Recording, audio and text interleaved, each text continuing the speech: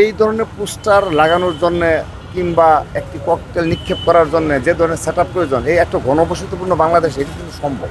এগুলো নিয়ে যদি আপনারা বিশাল আকারে শুধু মিডিয়া ফুটেজের জন্য বিশাল কর্মসূচি কিংবা বলা, আমি মনে হয় সেগুলোর সাথে আমি একমত নই। কারণ এই ছোটোখাটো ঘটনা দ্বারা প্রমাণ হয় না যে ছাত্রলীগ বা আওয়ামী লীগ পুনর্বাসন হচ্ছে। ছাত্রলীগ এই বাংলাদেশের সকল গণতান্ত্রিক প্রতিষ্ঠানকে ধ্বংস করেছে, বাংলাদেশের রাজনীতিকে কলুষিত করেছে, বাংলাদেশের রাজনীতি সংস্কৃতিকে ধ্বংস করেছে। সেহেতু তার অবশ্যই সে ধরনের শাস্তি হওয়া প্রয়োজন। তার সে ধরনের শাস্তি হতে হবে।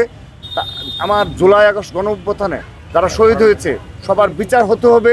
বিগত 15.5 বছর ছাত্র দলের যত নেতাকর্মী গুম খুনের শিকার হয়েছে তাদের এর সাথে আওয়ামী লীগের যারা যদি তাদের বিচার হতে হবে। এই বিচার সম্পন্ন হওয়ার পর তারপর জনগণ সিদ্ধান্ত নেবে যে কী এই আওয়ামী লীগের পরিণতি কী হবে। সেহেতু এই আওয়ামী লীগ ছাত্রলীগের সন্ত্রাসীদের বিরুদ্ধে আমরা এক এবং ঐক্যবদ্ধ, এবং বাংলাদেশে আওয়ামী লীগ ছাত্রলীগ অবশ্যই অপ্রাসঙ্গিক। এটি আমরা সবাই ঐক্যবদ্ধভাবে সেগুলো ফেস করব।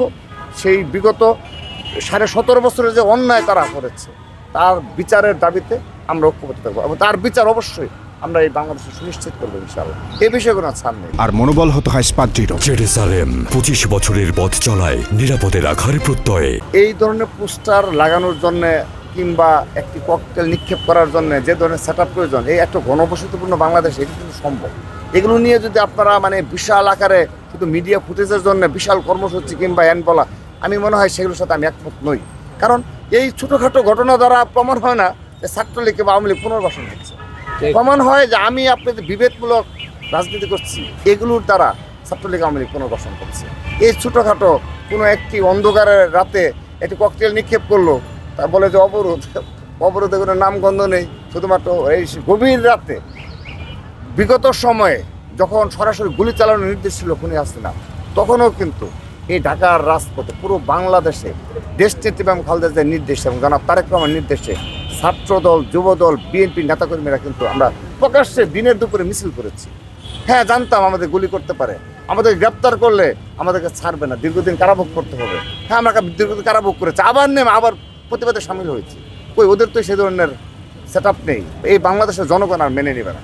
সেহেতু এগুলো নিয়ে শুধুমাত্র মিডিয়ার হাইপ না তুলে ঐক্যবদ্ধভাবে চলুন, আমরা বিভেদমূলক রাজনীতি না করি। বিবেকমূলক রাজনীতি করলে আমি বলে দিলাম অবশ্যই ছাত্রলীগ এবং আওয়ামী লীগ এই বাংলাদেশে আবার পুনর্বাসিত হবে। সেহেতু আপনারা প্রতিবাদ রাখবেন, নিজেদের রাজনীতি করবেন, এবং অবশ্যই কোনো গুপ্ত রাজনীতি করা যাবে না। আজকে একটা শিক্ষণীয় বিষয় রয়েছে। আমাদের আয়াতুল্লাহ খামেনি সাহেব তিনি তার নিজ যে বাসস্থান, তার নিজ যে অফিস, সেখানে তিনি ছিলেন এবং তার ফ্যামিলি নিয়েছিলেন। কোথায়? এই সারা বিশ্বের সবচেয়ে বড় পরাশক্তির বিরুদ্ধে তিনি লড়াই করেছেন। তিনি তো গুপ্ত রাজনীতি করেন নাই, তিনি তো গুপ্তভাবে কোনো কিছু করলেন না। তাহলে বাংলাদেশে কেন এই ধরনের গুপ্ত রাজনীতি থাকবে যে ছাত্রদলে গুপ্ত ঢুকাতে হবে, বিএনপিতে করতে হবে? এটা দ্বারা বাংলাদেশের রাজনীতি ধ্বংস করবে, এবং এটা দ্বারা প্রতিবেশী দেশ সুযোগ নেবে, এটি মাস্ট নেবে। এই রাজনীতি কেউ মেনে নেবে না, এবং বাংলাদেশের জনগণ সাফার হবে, বাংলাদেশ রাষ্ট্র সাফার হবে। আমাদের কি ক্ষতি করবেন? আপনারা ক্ষতি করতে পারবেন না।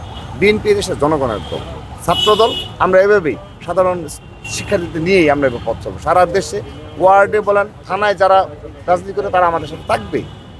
কিন্তু আপনারা দয়া করে বিভেদমূলক গুপ্ত রাজনীতি, ভোট বাহিনী গড়ে তোলা, সোশ্যাল মিডিয়া নির্ভর যে রাজনীতি, ফটোকার্ড নির্ভর রাজনীতি, এগুলো পরিত্যাগ করুন। যে আপনাদের ধ্যান ধারণায় থাকে যে সারাটা দিন নেগেটিভ রাজনীতি, নেগেটিভ পলিটিক্স। কী ধরনের নেগেটিভ পলিটিক্স?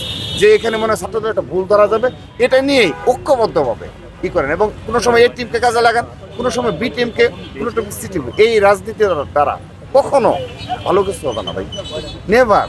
হয়তো এখন মজা নিচ্ছেন, একটা প্রজন্মকে বিভ্রান্ত করে ফেলেছেন। আপনি সোশ্যাল মিডিয়ায় একটা হাস্য বানান নেই, মনে করলেন যে আপনারা সফল, একজনকে ঘায়েল করতে পারছেন। কাকে ঘায়েল করছেন ভাই?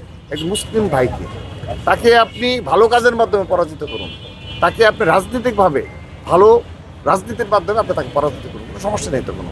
কিন্তু এই ধরনের অপরাজনীতির মাধ্যমে পরাজিত করার যে মানসিকতা, সেখান থেকে বেরিয়ে আসুন।